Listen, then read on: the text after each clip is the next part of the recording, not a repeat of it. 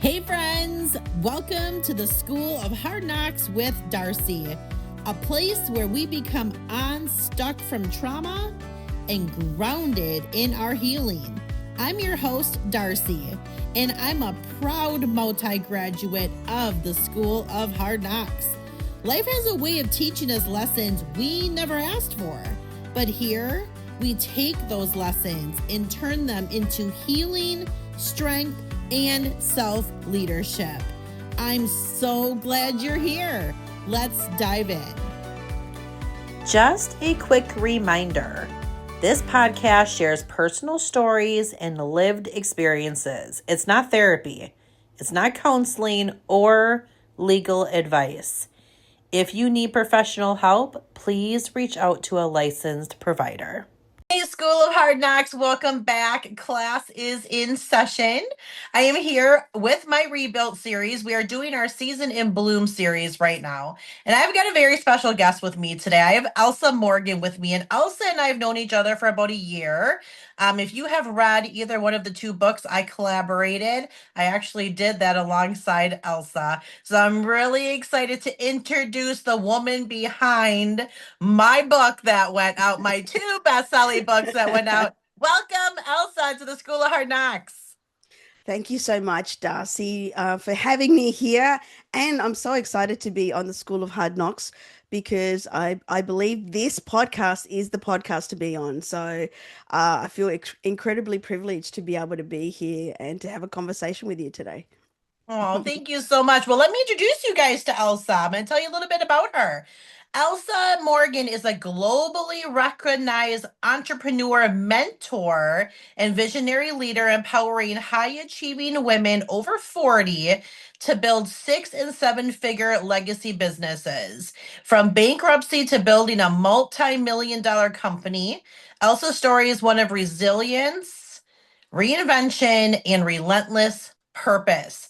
Born in a poverty in Australia, sleeping on 2 dining chairs pushed together for the first 18 months of her life, Elsa rebuilt her life from the ground up after filing for personal bankruptcy in 2009. She left a 20-year corporate career in 2018 and built her first 6-figure business within a year. How incredible is that?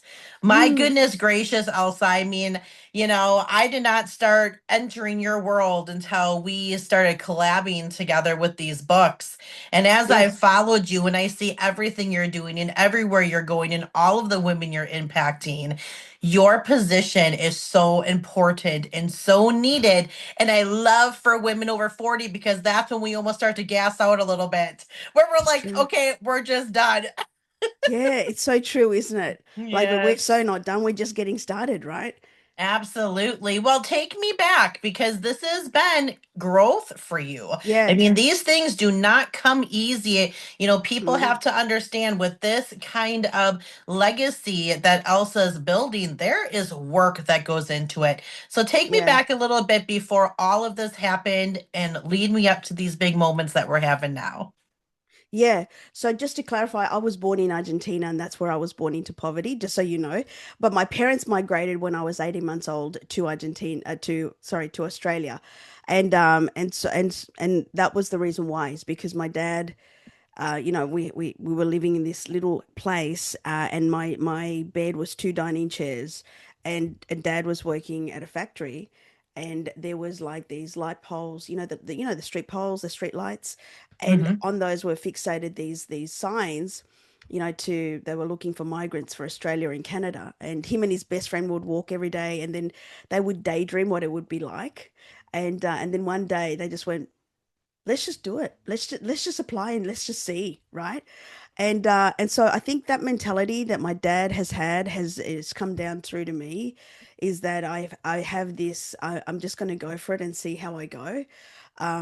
And both of my parents are like that. They're risk takers, and I suppose you don't have to be born into that environment, but I count myself very lucky that I've got two parents that have been able to take risks on themselves, and I see that, and I saw that, and dad has always championed me. He's always said, look, I would rather you go for what you want and then it doesn't work out than you not go for it and then always wonder what could be possible.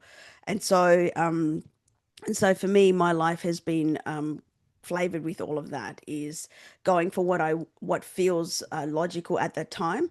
And sometimes, you end up making decisions that aren't quite right, but you learn from them, which is what led me to personal bankruptcy in my 30s. And it was a really hard decision because it was either going to be, having this massive loan that I'd have to pay by myself, all by myself. And it came out of a broken marriage. And I was left with all the debt. And for me, because I had some joint loans with my ex, and he defaulted on his loans, they came after me. So I had this mounting debt, in my personal name, and then defaulted loans after me. And so it was like a lot to carry. And so I decided to file for bankruptcy, which personally I believe is the harder of the two choices, because you have your personal credit history totally stripped away from you, like in terms of any ability to take out any credit in any way, shape, or form. And if I wanted to travel overseas, I would have to notify the government that I was traveling overseas. So it was almost like I was living within this confined space, and I had to play within that space for about 4 years. But it was one of the best things that ever happened to me, to be quite honest. It's one of those learning moments that are character defining and totally change the course of your life forever. And so within that 4 year period, I not only got myself together and really and learned how to take personal responsibility for where I was. I then was able to then regroup and start learning how to manage finances and start making, learning how to make proper financial choices, and then learning how to manage my wage and manage everything that came, like everything in my life at that time. And I had to sometimes sell things that, I had some, couches and things like that stored away. I sold all of that to make ends meet, but I did it. And I thought to myself, God, if I'm doing this, what else can I do? Right? What else can I do if I can get through this? I was proving to myself that I could get through this, right? And through that, I started that healing process from coming out of a broken marriage and also personal, bankruptcy. And I started running. I started to do long distance running and started running half marathons and marathons. And in that process, the healing process really, really started. And I ended up meeting 4 years later. I ended up meeting my now husband. So I met him in 2012, and we got married in 2015, and our son was born that year as well. And it was in that year, Darcie, that having had our first child, and I was 41, so I was a late mum. I just was tired with the whole corporate environment. I didn't want to work 60 to 70 hours a week, which is what I was working at the time, reporting into a CEO. I was a national role reporting into a CEO, and just giving the leftovers to our son. It just didn't sit right with me that he would just get the leftovers. And I said to Olaf one day, like, I just want to find something where I can still contribute, but then also have all this time with him. And so by accident, my client, one of my longtime friends, was promoting a product on social media. And I was highly skeptical because it was about losing weight, and I hadn't lost all of my baby weight, and I was always a fit person, and I just decided to take it.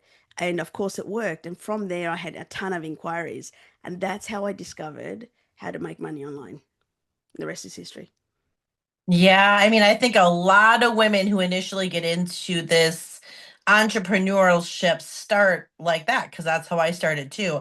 I'm going to go Yeah. all the way back though, because when you said, your dad was like, just take a shot, and your mom was like that too, just do it, just take a shot, right? Yeah. So, in my head, what I'm hearing is if you jump, you may not always land where you want to, but you're going to land a heck of a lot further than if you would have stayed stationary, right? So many people 100%. are so afraid and they stay in these boxes. And Yeah. even if you only move an inch is further than just staying where you are.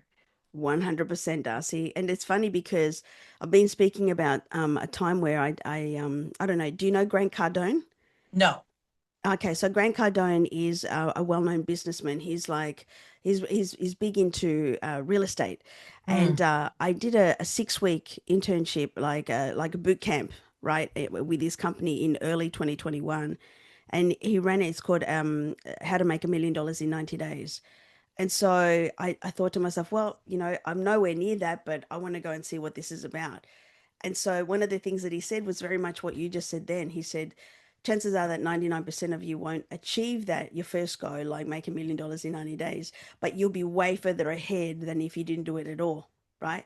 And I subscribe yeah. to that 100%, like setting myself goals, setting myself milestones and pursuing them, not just because of the result, but also just to push my potential, just to see how far can I go, because I want to demonstrate to women that all things are possible if we just allow ourselves the opportunity to grow. And that's really the key. Is if you allow yourself to grow, it's amazing how much you can actually discover about yourself and how much you can actually achieve. Right.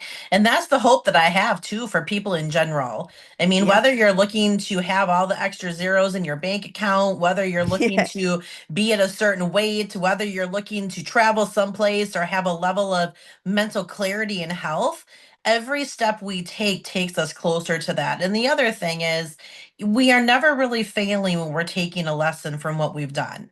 So I yeah. Oh loved yeah, it when you said exactly. about taking accountability. You learn to take accountability for, Hmm. how you wound up there. And I think Yeah, so many of us have a hard time taking accountability because then we have to admit what we had done in that particular situation. yes, And it's a yes, little bit scary because it's like, well, that wasn't yeah. so much me. But when you are participatory in something, so tell me I what that love it. looked like for you taking accountability for yourself.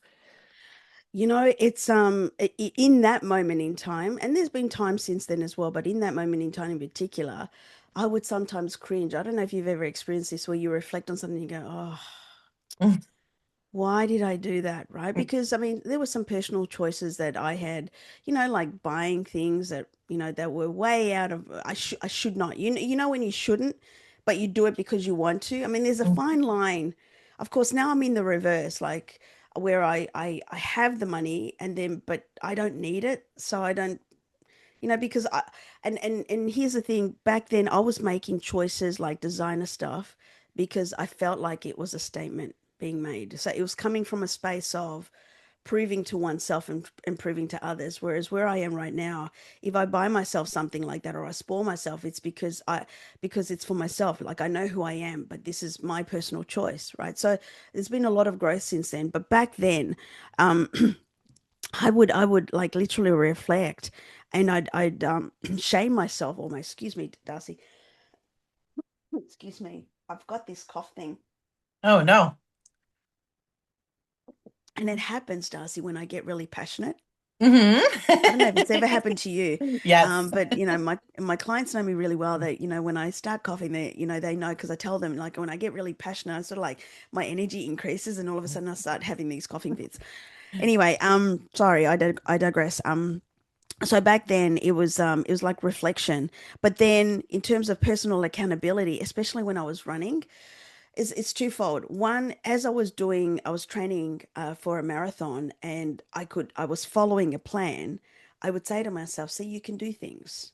Like you've got the muscle memory that you can do things.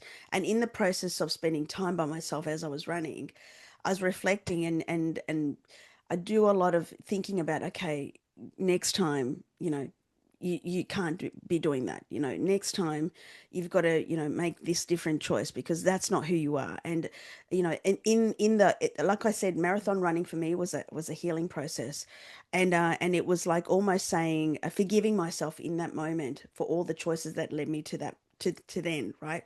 Like forgiving myself, to say, you know what, this is just a learning experience, but then taking responsibility, like you cannot do that again. Do you understand? Like you cannot do that again. And I think for me personally, and I don't know whether this is a process as such, but if ever things like that happen, I learn to forgive myself. I learn to Mhm. reflect and then forgive myself or hold space for myself, give myself grace because we're all human, right? We're all human and we're going to make mistakes, but giving ourselves grace in order for us to move forward.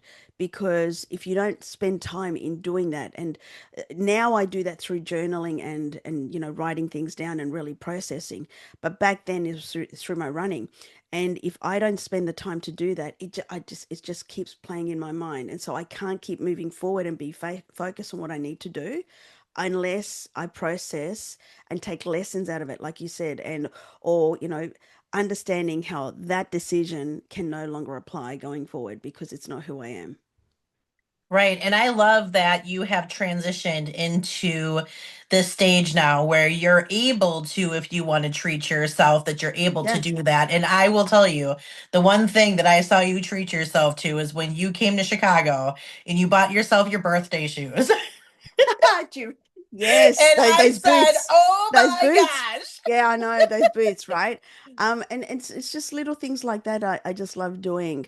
One of my greatest joys, if I can be honest, I bought myself a Mercedes last year, and I mean, for some people, yeah, it's a car, but honestly, I've had cars before, and then I bought my Mercedes, and just been a different experience. I just even yesterday, I went and got my nails done, right, for this interview. I got my nails done for this, and Beautiful. right, and and I sit in my car and I go, oh, I just love this car. I just love the way it drives. It's a proud moment for myself. I just have this joyous, it just brings me so much joy. And I know some people go, oh God, how can a car bring you joy? I don't know. It just brings me joy just driving that particular car. And like I said, I've had cars before, but this was a special, a defining moment because this was a car for myself to say like, well done you. Do you understand? Well done Yes. you for all the work. And so from time to time I do that for myself because I think you need to learn to love yourself and to be able to treat yourself. Um so that way one, it keeps me in the game, and I want to talk about the money piece in a minute because that's been part of the whole reflection thing for me too, Darcie. One, but also to keep reminding myself that all things are possible. Like if I keep going, then that my goal of impacting 1 million women is going to happen. Do you understand? Like I just got to keep going, and so I treat myself with little things along the way to keep me in the game, like gamification almost. But it's got to be things that are meaningful for me, like my car. And every time I sit in my car, it just reminds me of, hey, look how far I've come. How much further can I go? Right? Um, is it okay if I touch momentarily on the money piece, if that's okay as well? 100%. Um, 100%. because coming from bankruptcy, I realized also that I had money stuff. Having been born into poverty and having, that whole poverty thing from my family, that I had to heal that in order for me to move forward and not make the same mistakes. But then having to learn that it's okay to make money. And that's a whole different type of healing again, right? Because I still think, Darcy, I don't know how you feel, there's this massive taboo around women making money, right? Hmm. Like we can't make too much money because why do you want so much money? Right. And I had to learn through that as well, by the way, because when I saw there was one point in time where I was, early in my entrepreneurial career, around about 2016, when I was seeing other women making a ton of money, I'm thinking, why would you want all that money? And it's not for me to judge, right? It's not for me to judge, it's not for me to comment on. And of course, once I started to do the inner work, I celebrate all women that make any money or do anything because you want that abundance for other people as well, not just for you. I mean, I love seeing other people win, and I love seeing other women win, especially. But then also being okay with me winning with no apology. Yeah, I love that. So I'm gonna go. I'm taking notes because I know my brain and I will forget. But when we're talking about, because I can hear you saying, and I know people are probably like, oh, it's just a car, it's just a car. But, Yeah, let's think about this for a second, because what you're doing is no different than the woman that busted her ass to lose the weight that she needed to yeah, lose, and she puts on that dress and she can't stop looking at herself in the mirror. 100%. It's It's that exact same same energy. feeling of reward, and it's the Yeah. heart. There's Look, I got nothing goosebumps you wrong. saying that. Yeah, Yeah, I because got there's nothing goosebumps you wrong saying that. with It's the it. same. Yeah, Yes. There's nothing wrong. That's what we as women do think. Oh, yeah. people are going to It's think true. this, people are going to think that. Listen, I saw one of my mentors from way back in the day when I used to Yeah, be in network marketing, and they've yeah, all gone on a big trip together, and it's all well and good. And, she has brought everybody into a Louis Vuitton store and bought everybody Louis. And I thought, yeah, wow, that's a really cool thing for her to be able to do. And then from the other side of it, that's not really what it's supposed to be about. yeah, Like you're rewarding them maybe for doing a decent job that's helped to benefit you yep, versus letting them go into the Louis store and buy their own Louis because of the yeah. work that they put into it. 100%. Yes, I totally understand that. Yeah, Yeah. there's such a difference in the way that that motivates people. I know that a lot Yes. of these top leaders and companies, that stuff doesn't motivate me. What Yeah. motivates me is hearing their stories and how they got there, like what Yeah. we're talking about. That's motivation for me because Yeah. same as you, I wish that I was an NLP practitioner when you were having this issue with integrating the parts of money together because I've actually Yes. could have helped you with that because that was Yeah. my problem. Mm-hmm. That was my Yeah. problem. Growing up, we grew Yes. up on welfare. We were very poor. We had food stamps. We shared clothes. We shared shoes, school supplies. We did not have like enough money, and there were 9 kids in my parents. So we grew up very, very poor. But my dad used to say things like, those people who live at the top of the hill with all that money and they're all like this with their Yeah. noses stuck up. So it made me feel like, well, I don't want to hold on to this money when I have it, right? Because then everybody's going to think that I'm that stuck up, snobby person and I'm not that. So I had to integrate those two parts together for the better whole that I can have the money and still be a good, solid woman on earth. 100%. Yeah. I mean, and to your point about your dad, you know, um, when I first started in network marketing, because that's how I started in network marketing, and then wanted to exit out of my career in 2018 to go all in. It wasn't my dad. It was, other people were saying like, "Are you okay? Like, why would you leave a six-figure career to start from scratch, right?" But it wasn't the money necessarily. It was the freedom. It was the ability for me to be able to stay full time with my kids and being able to then generate an income, right? So exited out of that, and then in 2019, achieved my first six-figure business, as you mentioned, and that year started speaking on stages, earning car bonuses, traveling, as you mentioned, with leaders and all of that. But it's the speaking on stages that actually drove me, because I loved sharing my story, how I was bankrupt. I love sharing that because the look on people's faces when they're going, man, she's bankrupt, and look at her now. She's earning car bonuses. She's traveling around the world. She's got a six-figure business. And I could see the look on people's faces when they're thinking about their journey and they're nodding and their eyes are getting wider. And I could see that they're seeing the possibility for themselves. And that's been a drug for me. That's been the drug for me to get my story out, because I want people to know that where you are right now is not your end game. It is the beginning of the next chapter, right? And you can choose to move forward. Like you said, you can, like Darcie, you mentioned before at the top of the podcast, like going after it, you'd be further ahead than just staying still, right? But I mean, I would rather promote to people, hey, listen, everyone, all of us have stuff, right? All of us have stuff, but we could be way further ahead and chase our dreams and see what's possible. Just see what's possible if you just go after it. And so to your point, it was the stages that drove my motivation around building, because I wanted to get my story out, and so I would chase the goals around getting on stage or being able to get onto trips so I can tell my story coming off the trip. Do you understand? And so that was what really led me to really focus, buckle down in network marketing. And of course then I started my own company, and now I mentor women to build their own business, right? But then I also had to, like I said before, had to be okay with making a ton of money and showing people that my life had changed. because my life has changed. Like once upon a time, Darcie, like I was renting, and there's nothing wrong with renting, but that's what I could do. That's what we could do as a family is rent. And eventually we purchased our own home, and then it wasn't the home that we wanted, so we renovated and sold it, and then started buying investment properties. But it's through building businesses that I've built up this investment portfolio, and then I've bought my dream house. This house was once on my vision board, right? This house that, riverfront, was once on my vision board.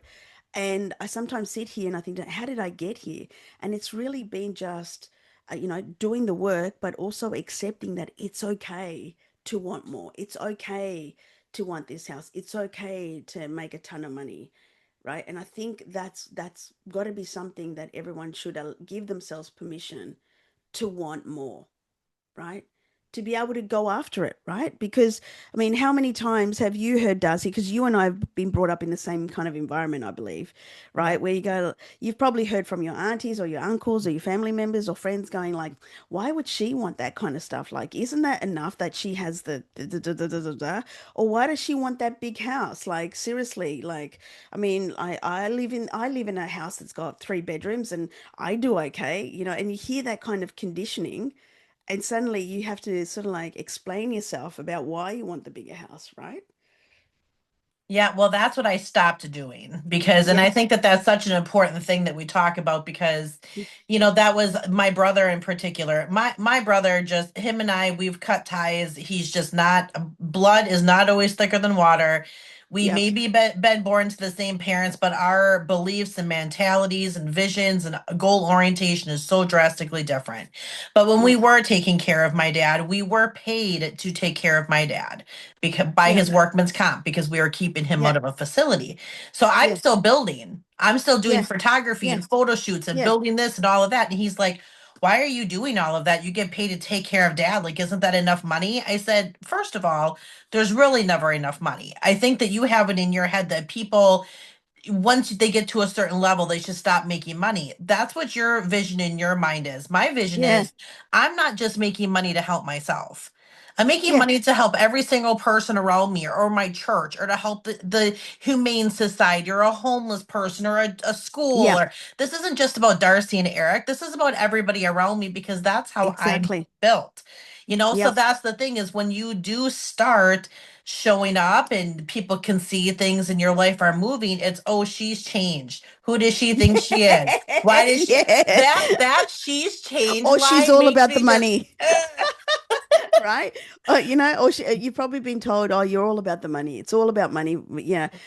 Yeah. It's I've had to really like when I first started hearing that about me, I was like, what?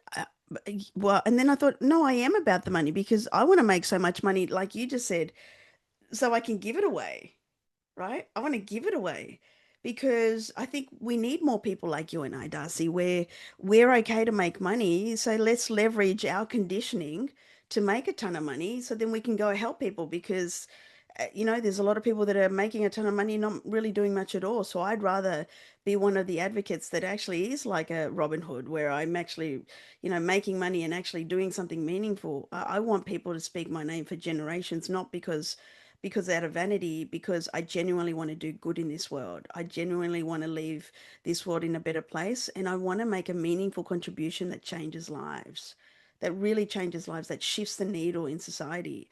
And I never used to think that way. I never, ever used to think that way at all. I mean, I can proclaim that I was selfish and it was all about me. And even now, to some degree, it is all about me when I talk about my Mercedes, for example. Yeah, I'm going to spoil myself. But now I also want to go and throw money at things, at projects, at people, because I just feel like it's my duty to help people, right? To help, yeah. to genuinely help people. And most of the time it's with money where you have to make a contribution, and I'm okay with that. I'm okay with that. I'm okay to continue working to go and help more people because God gave me this gift to care, right? God gave me this desire to care for people and love people. And in my capacity with what I do now, is, I have this truth meter to help women to make money and to become wealthy. And that's part of my remit with God. That's part of the assignment that He's given me, is to help women to move and to create their own wealth, but then also use my gifts to make money and then funnel it for good as well. And I really believe that there is a collective of people here on this planet right now that you and I are part of that movement, that we are here to go and funnel good for this world. Yeah, and I think that it just, we have to be reminded and continuously reminding people when you hear things like money changes people. Money does not change people. Money authentically brings out who that person is. Thank you. That is Yes. such an interesting thing because I know for me, like I Yes. love Diane Keaton. Like when she died, I was like, oh, Yeah. Diane Keaton, such a beautiful, wonderful soul. But guess what? I have no idea what Diane Keaton's house looked like. I have Yeah. no idea what kind of car she drove. I just know that people loved her because of her genuineness and her softness and her personality. I know more about her dog than anything that she owned. Yeah. And that's the kind of legacy that I want to leave behind. Not, oh, Yeah. Darcie had this and no, Darcie did this, did. She still had the things because, Yeah. I mean, let's be honest, we all want things. And that's I have a okay. dream car and a dream home Yeah. and I want to go to Paris and I have all of Yeah. these things that And I that's dream okay. about. And that's okay. Absolutely. Yeah. Yeah. And the world tries to make you feel like, especially as women, that we shouldn't desire or crave to Like, have those pipe things. down, Darcy, pipe Yeah. down. Right? I get it. I get it so much. Oh my Hey, but you got a goodness. really good couch in the background as well. Like, I'm looking at your couch in the like and you've got this amazing podcast, and I'm sure you got people going like, why is she doing that? But why not? Why Yeah. can't we do this? Why can't we go and see how big and how far we can go as women, right? Why can't we make as much money as we want to? And whether we decide to spend it on ourselves or not is irrelevant. I mean, but for me personally, I would love to use your example of Diane Keaton. I mean, the amount of people that came forward and spoke so glowingly about her, I would love that for me. I really would. I Yes. mean, I think that's a testimony to somebody who genuinely has touched people's hearts in a positive way and made such an impact. That is for me true legacy. Yes, yes, I know. I totally agree. I loved her so much. So, I mean, there's that thing, with network marketing, a lot of women, that's how we start out. That's how I started out 10 years ago, was actually with Unique. And I stayed with Unique for about Yes. 8 years. And then I went over to pharmacy for about one. And then I thought, geez, maybe I need to start venturing out and doing my own thing. There's a lot of waves that are created in the network marketing in the last Yeah. couple of years. And I'm like, Yeah. well, I like water, but I don't know if I want to be surfing all of the time. I kind of want to find like Yeah. my even keel. So now here you are, 2018, coming into your newfound desire to do the business building. 2019 is when you have your first six figure. Take Yeah. us through what's happened now since 2019 because that's 6 years ago already. Yeah, yeah, absolutely. It's really funny. I mean, because when in 2018, I really learned how to build a six-figure business. I mean, I went all in on a plan and learned the foundational skills, which is why I talk about that all the time. Like, I've had to do the work. I've had to really train myself on how to actually build it. And then 2019 came, and then the money started coming in. But then my bank account didn't reflect that. And at the end of 2019, I had $137 in my bank account for Christmas. And I needed to get to an event because I knew that I just, Darcy, sometimes when you do things and you go, I know I need to be there. I don't know why, Mhm. but I just know I need to be there. I had to be in Las Vegas for an event, but I had no means at that time to do it. So I sold my car. I sold my car to get myself to the event. And that event changed my life forever because I heard things and saw things, and I thought to myself, okay, I'm going to go all in on myself. I remember coming home, back home to Australia, and I said to Olive, we will never, ever, ever be in a situation where I will have to sell my car for me to get to an event. We will never be in that financial situation ever again. And what I learned at that event was about the personal mastery piece. And so that was early 2020, and of course COVID hit not long thereafter. We had moved in with my parents, and I won't go into the reason why, but we decided to move out of our place that we were living, and make that an investment property and move in with my parents. So when all of that lockdown happened, I was at my parents' place, and we were living in this one bedroom, like all four of us, our two children and my husband, and had my desk for my business there as well. But I spent from 2020 to 2021 doing massive deep dives into my personal self, doing the work, the NLP work, visualization, breath work, all of that sort of stuff. Started to learn about, binaurals and how they can affect your mindset, because that really helps me with focus, etc. And so mid 2021, I decided to launch my own company. And the reason being is because I'd done so well in network marketing. I was tapped on the shoulder in late 2018, actually mid 2018, to be a coach for another coach, right, in network marketing. So someone who had been coaching network marketing, and I never saw myself as a coach. I just actually, when I first got approached, I said, "Are you sure you're speaking to the right people?" Because and they go, "No, no, we want to speak to you." So I was coaching with them also in 2019, and had a growing network marketing business. So I was doing the two things. And because I was generating really, really good results, I had friends say to me, like, you should do your own thing, because you can see that your clients are winning, right? All of your clients are, attracting customers and all of that. And that's was part of my thinking coming back on the flight home, that I was going to work on myself so then I could launch my own thing. And so at the end of 2020, I got my first life coaching certificate. So I got that, and then did NLP as well, in early 2021, and then decided to invest in myself to learn how to launch my own first coaching program, right? To put my program together and then launch. And that was over 12 weeks. And of course, I didn't have the money, then the full amount, because it was a pay in full. So I borrowed it off my father, and I said, I'll pay you back in 30 days, right? Oh, sorry. Once I launch my coaching program, I'll pay you back in 30 days, because I know I'll be able to pay you back. And so I did the course in 3 months, launched it. And of course, I think it was like 6 or 7 times over I earned what I owed my father in my first month. And so I launched in mid 2021, and then achieved 100K in 92 days. So I went from earning six figures in 1 year to then earning it in 92 days. And then it's been a process since then, scaling, and moving faster. But then I made it a mission to then teach women how to earn that money and collapse time. And the more that I, do more personal mastery, the more I realize that building a business is not just necessarily about learning the skill, it's about how you show up. And so that's why I'm so obsessed with personal mastery, with, our energy, with our nervous system, our capacity, the way that we make decisions. And when stuff comes up, because as you grow, more comes up, different stuff comes up. And it's about recognizing that this stuff is there to protect you, right? Not there to stop you, and then making a different decision in alignment with where you want to go. And it's just been, yeah, my life has completely changed forever then again. So, from 2019 to 2021, I went through a shift and a change, and, you know, um, money wise, life wise, speaking on stages, earning car bonuses, all of that.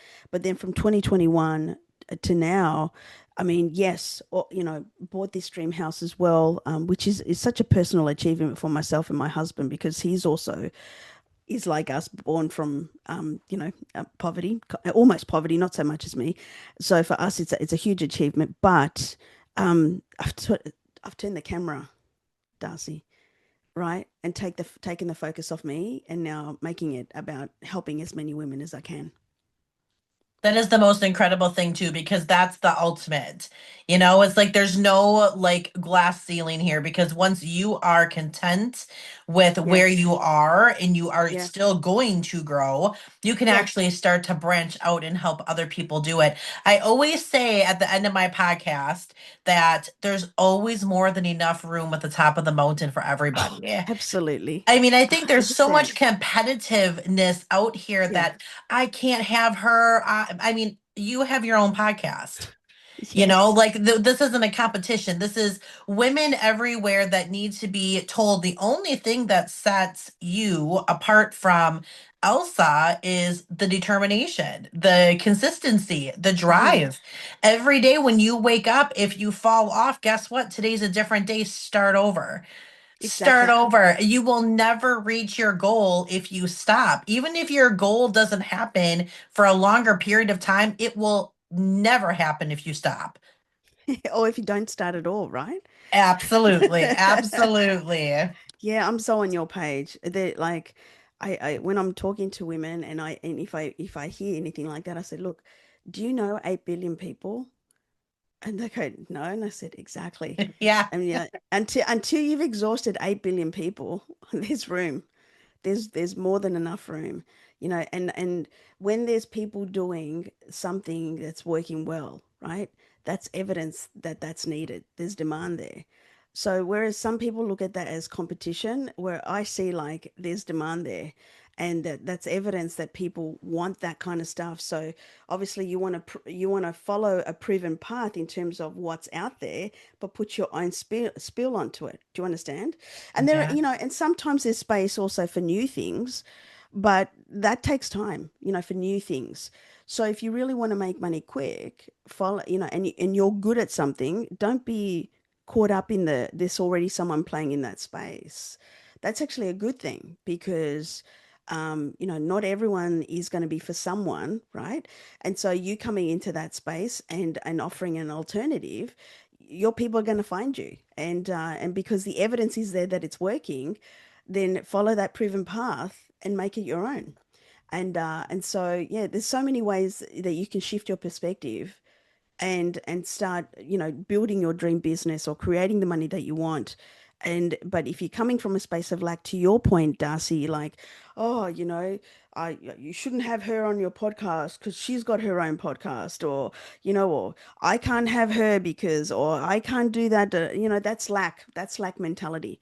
When we think abundantly and we promote and support all of us, right? Everybody gets to win. Everybody gets to win.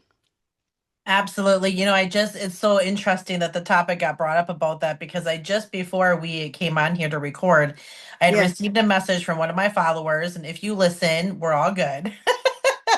Right. But she was a little, she said, my NLP work doesn't Yeah. insult her, but she feels like it takes away from the work that she's put into becoming a therapist. And like Okay. my initial reaction was, what makes you think that I didn't put in work to become a practitioner? First of all, and Yeah. secondly, I'm not a therapist and I don't claim to be a therapist. I'm an NLP practitioner, Yeah. success coach, clinical hypnosis practitioner, different from what you're Yeah. doing. But the other thing is who cares about who has the title? You should be messaging me saying, wow, I saw that comment, on your Facebook that you were able to help somebody. Hats off to you for, that's where we have to start to shift in this world. We have 100. got to That's exactly stop where I'm this coming from. jealousy. It's like we're jealous that somebody has something instead of being happy. We all claim we want world peace, but nobody wants to be putting the work into it to make it happen. It's so Yeah. mind-boggling to me.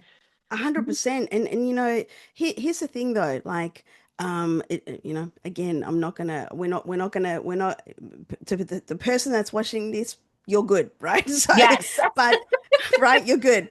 But if to your audience, I just want you to know that everybody has a place to play.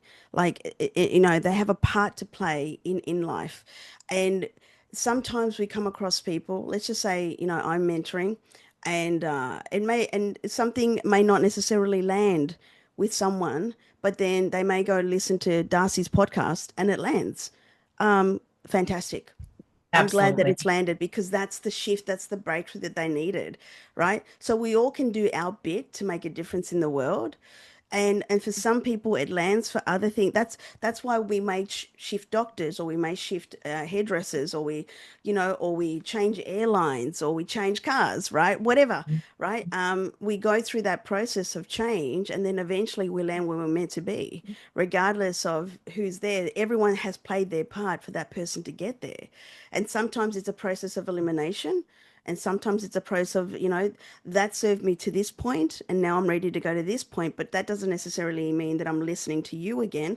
I may want to go listen to Darcie, and Darcie's way maybe accelerates me more. So I just have a different perspective on that. I just think that we all have a part to play in people's journeys. And if we play a small part or even no part, as long as we've made the effort to further people along in their journey, then our job is done, right? And I just feel like there's a massive gap in empowering women, right? Like women should be empowering women. And we should be all uplifting each other rather than just finding holes in our character or finding reasons why, Darcie can't win because she's not a, whatever, whatever. And I think that if we're all doing something that's meaningful for ourselves, and especially if we're doing something that's helping others, I mean, why wouldn't we want them to win, right? Why wouldn't Yeah. we want them to win? Yeah. Well, the 45 and over women that listen to my podcast, which that's my highest statistic listeners, Love it. and they're saying, "Oh my gosh, I really love Elsa. Maybe she's somebody that I need as a coach." But, I'm kind of on the fence about if I'm too old, if I've plateaued. What Oh yeah, advice would you tell them? never too old. Never too old. I want to give you some examples of women. Like there was a fashion designer, Diane von Furstenberg, who she was best known for the wrap dresses. Like she didn't start until about her 50s, and in her 60s she was known, right? I know this example is a male example, but I know of someone in network marketing who started in his 70s and went on to produce $33 million, a $33 million business, right? Um, it's just, it's never ever too late. I mean, time is just something that, I mean, yes, we all have our time here, but you have no idea. You starting something, joining a company, starting a business, pursuing your dream, whatever that looks like, starting a podcast like Darcie, to take your message and other people's messages around the world. It could be anything. You have no idea how that's going to transpire. If you're making judgments like I'm too old, you've already stopped yourself. But if you allow yourself to just start, you have no idea who's already, watching, and who's going to be a part of that journey straight away. And I've got clients that are in their 60s and their 70s that are actively building movements at the moment. And so I just want you to know that there is a place for all of us to be able to make a difference in the world, let alone in the 40s and 50s, right? It's really just deciding that this is something that you want to do. Another example that comes to mind, Darcie, is I don't know their names exactly, but because I read it in a book, but I know that there's a story of a set of twins, women, in their 70s. I think this happened about 20 years ago, right? And one of them was really negative and going, I'm too late, I'm too old, I'm always sick, and just always in the mindset of, I'm beyond my time, and, life is over kind of thing. And then her twin sisters like going, I'm going to go after it, right? And she went and she decided to scale mountains. Like she went and I think she scaled Mount Kilimanjaro, and she may be, I think, the oldest woman to actually scale that. I think it's Mount Kilimanjaro, one of the top peaks in the world, right? And that's just an example of, like, if you really want to set your mind to something, you could just go and do it. It's just get a plan together, decide your day one, and just go after it. And the legacy that you leave behind for your children, your grandchildren. I mean, for me, Yeah. I'm the Like I'm oldest telling of that story of 9. those twin 70-year-olds, right? That's a legacy, right? And Yes. yeah, it's like that story is being told over and over and over again. I mean, that's so powerful if you look at it that way, right? Absolutely. Well, Elsa, this has been a great conversation, and I am so thankful that you joined us at the School of Hard Knocks today. If you want to reach Elsa, I'm going to tell you all the ways that you can reach her. Queenie at Elsa Morgan, Facebook, Instagram, LinkedIn. That's all going to be here in the Yep. notes. Elsa, go ahead and leave our viewers with one final positive thought. Yeah, absolutely. Look, I know you, I know that right now you're probably thinking to yourself that whatever it is that you're thinking, you're wanting to pursue is not possible. But I want you to understand this. I was born into poverty. Technically, that already should discount a lot of people because a lot of people are born into poverty and they end up staying there. I filed for bankruptcy. I was also a university dropout, by the way, as well. Divorced on paper, really should not be winning in life, the life that I want, right? Because my life doesn't necessarily mean it's the life that you want, but really shouldn't be winning in life. And I truly do believe if I can do this, all women can do this. I really do. I believe that you can chase your dream. I believe that all women, okay, I actually do believe that all women are capable of building 6 and 7 figure businesses. I really do believe that. I strongly believe in that. I believe that if you decide today that you want to do something and you go and you set yourself a plan for 90 days, that you'll be in a completely different place if you just stick to it.